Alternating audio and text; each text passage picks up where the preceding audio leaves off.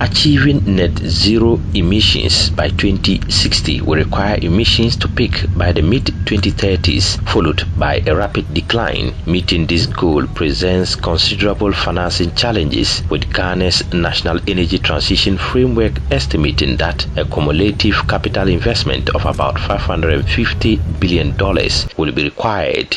Ghana Climate Compatible Growth Network is encouraging dialogue on transforming ideas into impactful projects that address decarbonization goals in the energy and transport sectors through research, investment, and analysis. The 5 key areas of interest are new energy vehicles, green hydrogen, financing the energy transition, inclusive net zero emissions future, and clean cooking. Coordinator of Climate Compatible Growth Activities in Ghana, Professor Francis Kemasua, emphasizes the collaborative nature of the special interest groups. So what we are doing is bringing people together into these special interest groups so they can pull their ideas together, so they can be able to conduct research, to conduct some analysis into some of these areas that are of interest to us.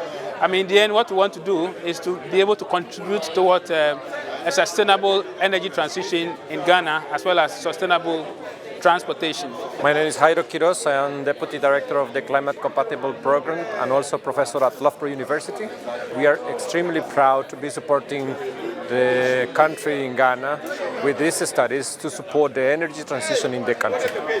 These 2 days, yesterday, Tuesday and Wednesday, being quite productive here in the country, having discussions or dialogue with multiple stakeholders, discussing the different alternatives that the country have in terms of the energy transition and options to really move away from dirty energy to clean energy as soon as possible, and hopefully before 2050. Reflecting on the productivity of the 2-day workshop, he says, we've been discussing how productive or what are the different options in terms of the electricity sector, the transport sector the country has. So hopefully this workshop will give us enough information to start discussing in more in-depth, using multiple quantitative and qualitative tools available for free within the Climate Compatible Growth Program, and also the dialogue with the different stakeholders to co-create energy transition plans that the country will adopt. Country Program Manager for Center for Global Equality, Dr. Elizabeth Tennyson, highlights the importance of co-creative research and capacity-building initiatives that aligns with Ghana's sustainable development objectives. So exciting to see the different groups that have formed since last year. I was inspired by the clean cooking conversation, the different Jesse conversations, and we actually are going to see some new focal areas coming up, particularly the just energy transition, as well as some climate infrastructure and resilience. So I look forward to seeing what happens next year in the 3rd annual workshop.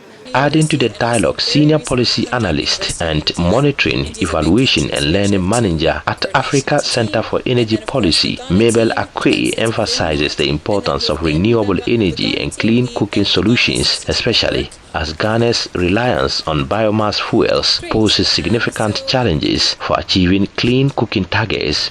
Clean cooking has also become imperative. This is because dependency on biomass has other adverse or negative impact on our health and general well-being. Safety issues are all concerns. Even exposure to fire by children are all safety and quality concerns.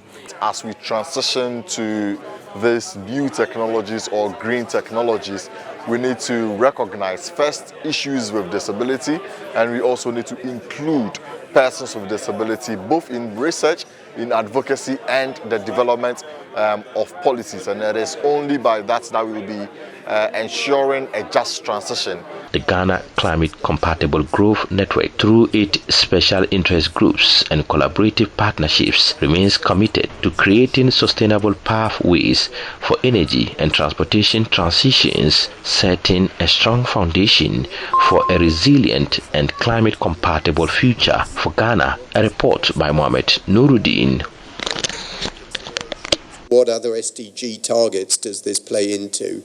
And so effectively created a pipeline of possible investments